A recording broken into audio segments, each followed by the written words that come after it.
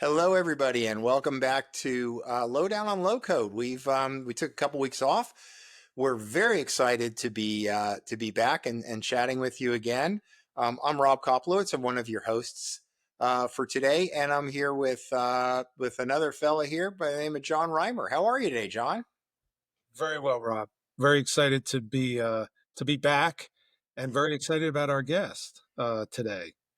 Um, we have with us, folks, Rafsan Huseynov, and I came across Rafsan on LinkedIn, where he posted something really, really interesting about low code and about sort of the organizational parts of a decent strategy. Um, and it was really terrific. So I had to get him on. So Rafsan, thanks for agreeing to join us today. Guys, Rafsan is a solution architect at a Fortune 100 company that we cannot name, but it's a big one and it's really important and good. And he also is a Microsoft MVP, and he focuses a lot on Power Platform and Copilot Studio these days. And if you want to continue on to learn from Rafsan, as I do, he has a YouTube channel that's really good. So I would recommend it. So Rafsan, welcome. So great to have you with us on Lowdown on Low Code. The way we like to start these conversations is where tell us about your journey to become someone who is writing and contributing such smart content about citizen development and low code. Thanks, John, and pleasure to be here. And thanks for this opportunity. Yeah, that's a great question. Uh, if you don't know me, you would probably guess that, hey, this guy is super pro code, have probably programming background, but no, I don't have programming background. So I have master's degree in applied economics. It's more related to statistics, but again, it's not programming. So my journey started always, I was looking for the ways to improve my workload. So the more manual you have, the less time you have for strategic work. When I say strategic work, the work that really matters, the work that you really enjoy. So it doesn't need to generate millions of dollars, but you really enjoy doing that. So manual work, I guess no one likes that, right? So my journey started early working for one of the manufacturing companies, doing like project management, in procurement. And I started like, why we are doing everything manual? Why everything has to be like paper-based or chat-based, email-based?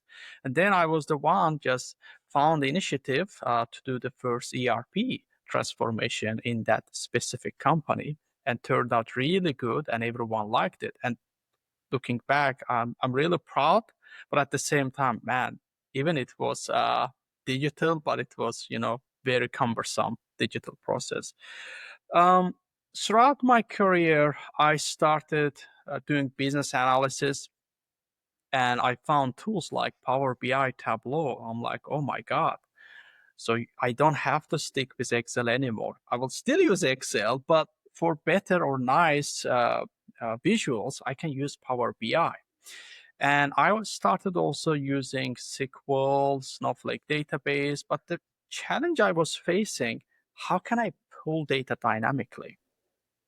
That's where I was exposed to Power Automate around 2019. It wasn't the same user intuitive as today, but I found really great value. And then a couple of years ago, I got this really nice job offer from Project Management Institute, where they developed their citizen development frameworks. I had no idea about citizen development, but turned out I've been doing it. So they offered really great position, which was leading global program for low-code, no-code citizen development, joint program by Microsoft. So when I started that, I really enjoyed the program. I'm like, but I'm going to go deeper here. I'm going to learn this tool because it looks so amazing. And the more I learned, the more opportunities I saw. Like in terms of the processes that I can improve for my own program, I can help other people. That's how I started my citizen development journey. And then my current position, I was turned out like I'm the IT guy. So I'm more pro code, I'm more like AI oriented now, but still looking back, I always say you are citizen developer today. In 2-3 years, you will be low code developer. You will be pro code developer, but you don't have to necessarily have programming background. If you have, that's plus. If you don't have, still, so it will take a little bit learning curve, but if you have determination and passion, you will get there. Thank you. That's great, Rob. So let's explore that a little bit, because I think that was actually a really interesting point, a really interesting lead in. One of the points you've made, one of the stances you take, which really, really resonates with everyone at analysis.tech and has long been a part of John and my thinking, is there has to be this fundamental change between the business and IT. Can you describe how that has to change and how we might go about changing it? So that's a fantastic question. So when I was a citizen developer, I used to go to IT, ask a bunch of questions, and they were like, no, we can't do that. You have to submit, you have to wait. I mean, this is the reality, right? I don't have time to, and sometimes I feel like, yes, I was passionate, but at the same time, the surrounding environment forced me to become citizen developer because IT couldn't deliver. So that's how I started, and it took a little bit time to gain the trust from IT so that they can really take you seriously. For example, hey, I need a proper database, which is Dataverse. So you need to give me access so I can build proper secure applications. If you don't give me, I will go use SharePoint list and you will call me shadow IT. So please don't do that. But when I started my IT journey, working within corporate IT, I see the challenge from IT side, but still, I believe IT could do more. They need to go to business. They need to help them. They need to provide guidance. They need to be friend with them. If not, if we look at the industry today, we see the shift. The size of IT, the central IT shrinking. But the business IT, we see more and more people, more and more organizations. Like, look at that. Like now, marketing departments, they have their own IT. Sales, they have their own IT. And look at from central IT perspective, this can be a nightmare. So you have your own standards, and they can have their own standards. So how can bring that alignment? How can you can bring like harmony? It's challenging because business, they bring the money. And since you can't deliver it, they're like, well, we gave you this backlog and you didn't deliver. So if you don't deliver, within this period, we will lose this X amount of money. So what do you say? So the best case scenario, let's go ahead and external consulting company bring someone. But again, that takes a lot of time, a lot of budget, and who is going to maintain that solution as well? Right. Yep. Again, Great answer. Thank you, John. The message to central IT is get involved. That certainly has been our sort of mantra. So one thing that one knock-on effect, Rafsan, is if you have people in, as you mentioned, having marketing IT and sales IT, is that one knock-on effect is that software becomes everyone's job in some fashion. You may not build, but you're contributing. You're contributing requirements, or you're reviewing, or you're helping to negotiate changes to work processes that then get automated. Do you agree with that? Do you think that that's where we're headed? That's a fantastic point, because this is more than software or IT, right? This is, in a sense, it's a change management. So you are building software for the teams, but you don't involve them. I mean, I can imagine the adoption process here. That's why if you look at the budget every year, IT spends to retire certain solutions, it's a lot because you do not involve those people in the decision making, requirement gathering, or simply you didn't listen to them. You said, hey, this is what we have, this is what you're gonna use. But business like, I don't want to do that. That takes a lot of time for me. So, and the software, we know that it's the core part of every businesses. Any business, imagine nowadays, government, nonprofit, manufacturing, like fintech, all of these organizations, they realize values through some version of software. So that means that in a sense, every company is a software company. And every company will be AI company, right? If not, customers will choose other companies. It's a very competitive landscape. You can see all these companies heavily investing in AI because that's the way to go. Rob, I think we uttered that sentence, every company is a software company, about 10 years ago, and people looked at us like we had three heads. And here we are. Well, I mean, and I think there's, we're not going to mention where anybody works, but there are some companies out there who, you wouldn't think of as software companies. In fact, if you saw their brand and what was iconic to them, you would think of them as the exact opposite of a software company, who are brilliant software companies, some really brilliant software companies.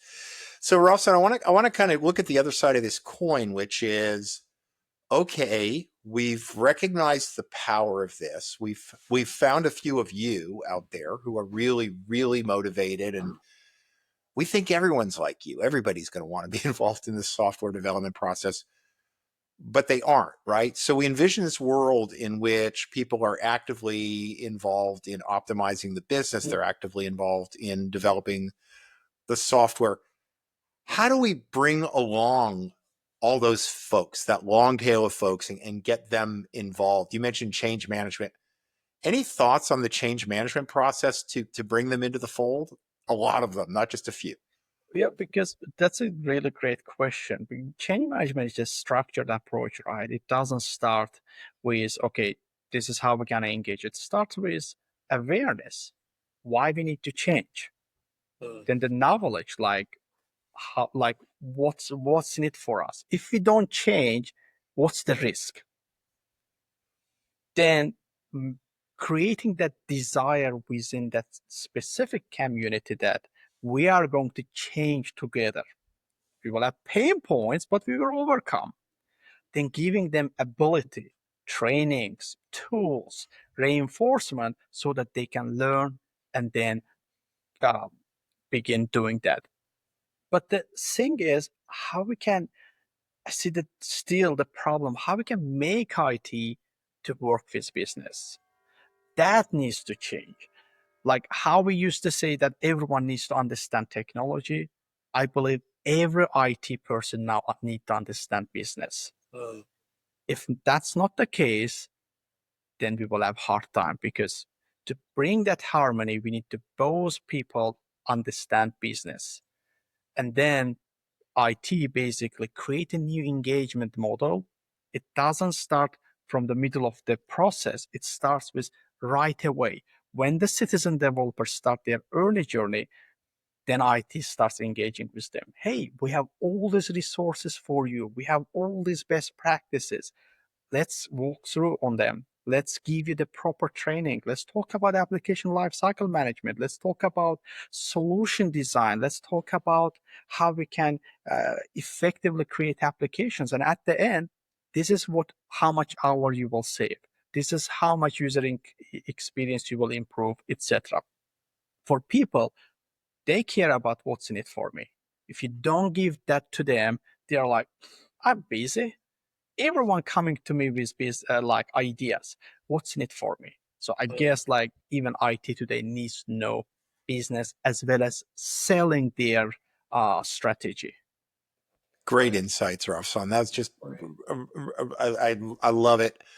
For the audience, if you like what you're hearing, the insights like what Rafsan is bringing us, please hit the like button, hit the subscribe button, get involved in Lowdown on Low Code. If you want to know more about analysis.tech, which is the folks that bring you Lowdown on Low Code, if you want to engage more with folks like John Rymer, myself, Dave Marcus, huge, and very interesting past in process automation. Francis Carden, the godfather of RPA, founded the first RPA company and sold it to Pega. Andy Bartels, our chief economist, who can help with a lot of issues around financial analysis in the industry, and our newest addition, Rick Greenwald, who covers data, spent many years involved in the data practice at Gartner. Please hit analysis.tech. Follow up. We'd love to talk with you further. John, back over to you. Commercial's over. Thank goodness. Love the last point you were on, Rafsan, by the way, about paying attention to incentives for individuals. That is so often overlooked. One of the things you mentioned from your background is that you were heavily involved in the creation of the Project Management Institute's framework, advising folks about how to structure and how to approach low code, no code, citizen development. You're the first person we've had on who has experience with PMI's work, and I wonder if you could just highlight what do you like about it now that you're out now that you're out there having to apply it. What do you like it, and what do people need to know about it to really be effective with it? Yeah, absolutely. So the quick disclaimer, I don't represent PMI here, but I'm happy to, talk about the real implementation of the framework. I believe even from like my colleagues, even from my MVP friends, I suggested, hey, can you go ahead and complete these courses? I'm really curious about your feedback. They loved it. Because what tech companies do, they build a great technical solutions. What they don't do good, giving you frameworks, because they think that you are a pro code developer. These things should be clear for you. But no, low code, no code, even though pro code developers using, most of the people are citizen developers or business technologists. They don't necessarily coming from programming background. So they don't understand software development lifecycle. They don't understand application lifecycle management. They don't understand solutioning rather than development, right? So PMI citizen developer, basically, it's a vendor agnostic framework giving ability to citizen developer to decide whether the proposed solutions or problem statements align with the citizen development. And there are multiple passes, basically 3 passes. If the proposed solutions technical complexity and risk are lower, then you can build this by yourself. There are so many checkboxes there you need to do that, but I'm just making it like very high level. If the proposed solution has medium level of technical complexity and risk level, then you need to bring someone from your IT department as an SME. And that can be someone from Power Platform Center of Excellence team. If the proposed solution has high technical complexity, let's say building custom APIs, let's say building external facing websites, and high level risk, then you shouldn't build this. You should have all the requirements gathered and pass this to professional IT and basically Fusion team. You help them to building certain parts, but they will take care of the overall building and maintenance part. So, and for each of these, it also has other like sequential steps like ideation 2.0. Bringing all the stakeholders that have interest in the solution, gathering their requirements, prioritizing, creating product backlog, creating sprint backlog, and then start building mockups to showing, okay, and building mockups in low-code, no-code is super easy, right? And nowadays using Copilot it's just all you need, just to put some prompts and it's there. And then gathering their feedback, and if it is agreed, then move forward with software development lifecycle, where doesn't matter you build low code or pro code tools, because this is a software, right? So you need to follow the best practices, and then taking care of the change process, how you will roll out this into production so that people can use it, how you're going to train them, and then continuous maintenance process. If there is a user feedback, enhancement request, how you're going to deal with them. So it's not easy process, and that's why frameworks here help citizen developers, giving them structured approach and tools to make this journey as smooth as possible. So it comes with tools and methodologies. That's why I love it. So you don't have to create everything. The tool set in the courses, you can download it and just start using it. Awesome. Rob? Let's talk about AI, because, so we're living in this world of AI where we live somewhere between this world of ridiculous hype, which is all over LinkedIn. It's going to solve all the problems and everything's going to go away and everything's going to be fantastic, over to it's too expensive, it's overblown, there's really no value in it, and the risks are high. We love your YouTube channel because, as is generally the case, the answer lies somewhere in the middle. And we're definitely in a point where there is some pragmatic, real, highly valuable applications of AI, but still some risks. So 2 questions. One is, can you kind of walk us through your thinking on how to apply it, where you're excited about this in terms of pragmatic near-term value? And then maybe vector a little bit into what's scary about it. How should we be thinking about it in terms of managing risk? Absolutely. That's, that's like daily topic for me, honestly. So from organizational perspective, if you are implementing AI, you got to have AI governance process. If not, it's too risky. It's too dangerous. So, but you got to start the AI journey. If not, the people in your organization, they already use it.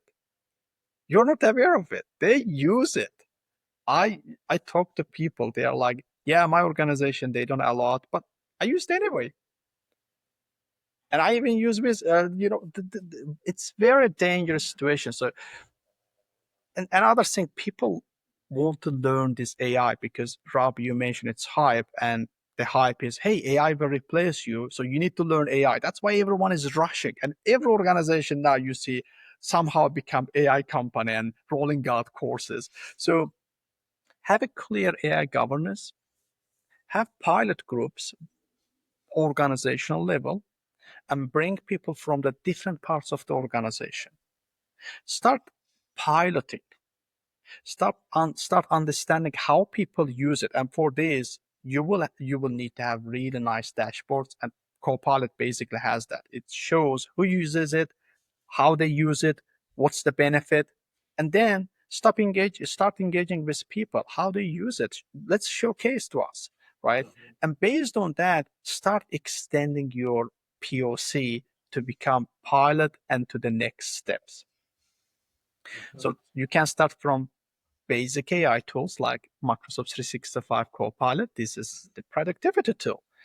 If you see people using it, now it's time to move to low-code solutions with Copilot Studio. Let's make this more tailored to our organization, because LLM, they don't know our data. Yes, M365 Copilot connects to our data using Microsoft Graph, but still it's a little vague, right? So that's why you would need to create your custom agent tailored to your specific use cases, your projects, your software development. So these are the use cases that you need to collect and then identify which large language model is the right solution to build this. So I think the governance is going to be key. And the other one is enabling people to use at some capacity, and based on that, create the adoption strategy. Right. the same way like you would do for low code, no code, like experimenting, then adopting, scaling, and then continuous innovation. But the challenge I see here, even with organizations, it needs to be clear distinction between AI-driven automations versus traditional automations. Like most of the automations I see, it's basically Power Automate. So you don't need AI. So if you use AI, you are actually increasing your cost. So you would use AI where you need reasoning capability, where you need like AI taking care of the intelligence part, deciding the best next steps. If this is not the case, go to Power Automate or any other automation tool. It's just you will save a lot of costs and you have expertise. We don't have that many AI experts, even though I see a lot recently. But yeah, that's the my experience so far. That's great. That's great guidance. I really appreciate it, John. So last question, Rafsan. So I'm one of these people who is petrified that AI is going to take away my job. So I rush into learning AI because I want to save myself. What do I need to know to be successful? What are the, I'm not a technology person. I'm a business person. What are the critical things I need to really understand?